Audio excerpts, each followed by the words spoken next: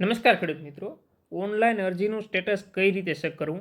આપણે જે તે ઘટકની આ ખેડૂત પોર્ટલ પર અરજી કરી હોય તેનું આપણે આપણા મોબાઈલમાં સ્ટેટસ કઈ રીતના ચેક કરવું, એટલે કે આપણે આપણી જે તે અરજી કરી છે આ ખેડૂત પોર્ટલ પર તે આપણે અરજી મંજૂર થઈ છે કે નહીં, તેની સબસિડી જમા થઈ છે કે નહીં, આ બધી માહિતી આપણે આ ખેડૂત પોર્ટલ પર આપણા મોબાઈલમાં કઈ રીતના ચેક કરવી તે આજના વિડીયોમાં આપણે આગળ જોઈશું.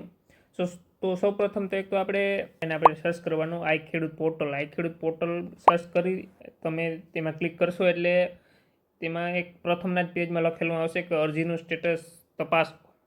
તેમાં ક્લિક કરવાનું. તેમાં ક્લિક કરશો એટલે એક નવું પેજ ખુલશે. એમાં તમને ત્યાં પૂછશે કે કયા પ્રકારની યોજનાનું સ્ટેટસ તમે જોવા માગો છો. તો તેમાં આપણે સિલેક્ટ કરવાનું, જે તે પ્રકારની આપણી યોજનાનું સ્ટેટસ જોવા માગતા હોય તે આપણે સિલેક્ટ કરવાનું. આપણે અન્ય પ્રકારની યોજનાઓ સિલેક્ટ કરીએ એટલે ત્યાર પછી ત્યાં નીચે બીજું એક લખેલું હશે કે તમે તમારું સ્ટેટસ છે તે કઈ રીતના જોવા માગો છો. તેમાં બે પ્રકારનો હોય, એક તો અરજી ક્રમાંકથી અને એક રસીદ ક્રમાંકથી. આપણે તેમાં અરજી ક્રમાંક સિલેક્ટ કરીએ. અરજી ક્રમાંક તમે સિલેક્ટ કરશો એટલે એક નીચે નવું પેજ ખુલશે. ત્યાં લખેલું હશે કે તમે ત્યાં એક આપણે વર્ષ સિલેક્ટ કરવાનું આવશે. વર્ષ એટલે કે આપણે જે તે વર્ષમાં આપણે અરજી કરી હોય 2023-24 છે, 2024-25, 2020-21 છે, જે તે વર્ષમાં આપણે અરજી કરેલી હોય તે આપણે વર્ષ સિલેક્ટ કરવાનું. તો આપણે વર્ષ સિલેક્ટ કરીએ. ત્યાર પછી નીચે આપણે અરજી ક્રમાંક લખવાનો આવશે. અરજી ક્રમાંક એટલે કે આપણે જે અરજીની પ્રિન્ટ હોય, અરજીની પ્રિન્ટમાં ડાબી બાજુ ઉપર ખૂણામાં અરજી ક્રમાંક લખેલો હોય. જેમ કે આપણે 2023-24 આય અને ત્યાર પછીનો જે લખેલો હોય તે અરજી ક્રમાંક હોય. ત્યાર પછીનો જે છેલ્લે લખેલો હોય તે અરજી ક્રમાંક આપણે લખવાનો. તે અરજી ક્રમાંક લખ્યા પછી એક કેપ્ચા કોડ લખેલો હોય, તે કેપ્ચા કોડ આપણે લખવાનો. કેપ્ચા કોડ લખ્યા પછી મોબાઈલ નંબર અથવા તો આધાર કાર્ડના છેલ્લા 4 આંકડા લખવાના. આટલું કર્યા પછી નીચે આપણે અરજીનું સ્ટેટસ તપાસો તેના ઉપર આપણે ક્લિક કરવાનું એટલે એક નવું પેજ ખુલશે.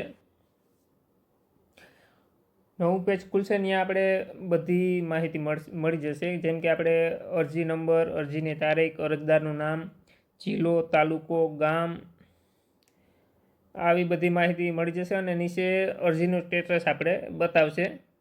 ત્યાં આપણે સૌપ્રથમ લખેલું હશે કે તમે આ અરજીના પાત્રતા ધરાવો છો કે નહીં.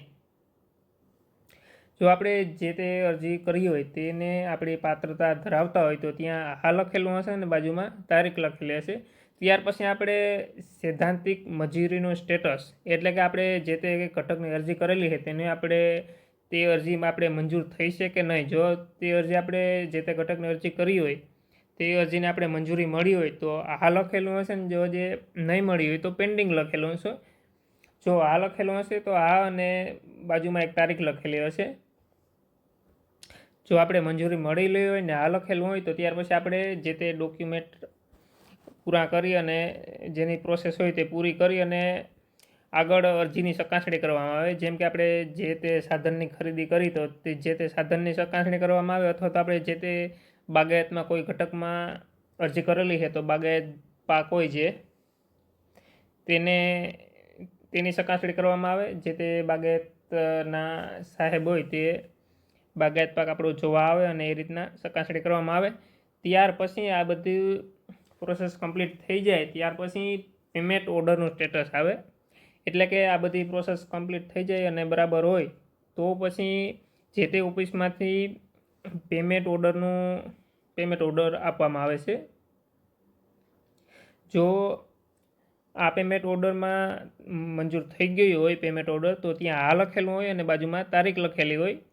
અને જો પેમેન્ટ ઓર્ડર હજી મંજૂર ના થયું હોય તો ત્યાં પેન્ડિંગ લખેલું આવે. જો મંજૂર થઈ ગયું હોય, પેમેન્ટ ઓર્ડરની આપણે મંજૂરી મળી ગયેલી હોય તો આ લખેલું હોય અને તો તમારે આપણે સબસિડીની રકમ જમા થઈ ગઈ હોય છે, અથવા તો જો જમા ન થઈ હોય તો ટૂંક સમયમાં જમા થઈ જાય. પેમેન્ટ ઓર્ડર ત્યાંથી આપણે આપી દીધો હોય પણ ક્યારેક એવું બને કે પેમેન્ટ ઓર્ડર આપવા પછી પણ પેમેન્ટ જમા થવામાં ઘણી વાર લાગતી હોય, એટલે ક્યાં જમા થઈ ગયેલો હોય છે ક્યાં થોડાક ટાઈમમાં જમા થઈ જાય આપણે જે સબસિડીની રકમ હોય તે. જો ખેડૂત મિત્રો માહિતી પસંદ આવી હોય તો વિડીયોને લાઇક, શેર અને ચેનલને સબસ્ક્રાઈબ કરજો. અને